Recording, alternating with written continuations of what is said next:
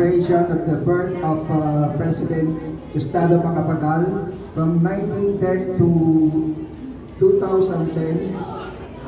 Buksan po itong museo na to. Meron pong 4 na gallery. Ito po yung first gallery about the family of Diosdado Macapagal. Yung next gallery po natin, yung po sa lugar na yon, yung mga memorabilia. Meron po yung second floor, kung saan nandoon po yung more than 700 na libro at manuscript ni Diosdado Macapagal. Nandoon din po yung mga memorabilia ng kanyang opisina nung siya po ay Pangulo pa.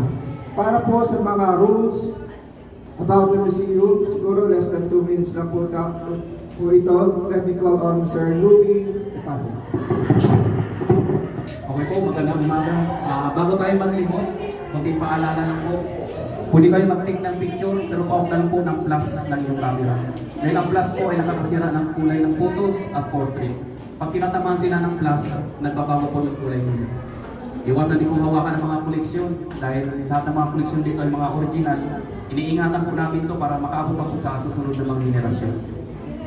Mahuli po magdala ng tubig at pagkain. Pag mayroon po, patawag na lang rin po. Kung may katanungan kayo about sa buhay ni Diosdado Macapagal, nandito lang po kami sa premises at si Michael sa second floor. Huwag kayo mahiya magtanong. Bibigyan ko kayo ng few minutes para maglibot, mag-take ng picture, mag-video. Yung exit po natin, dito na lang po.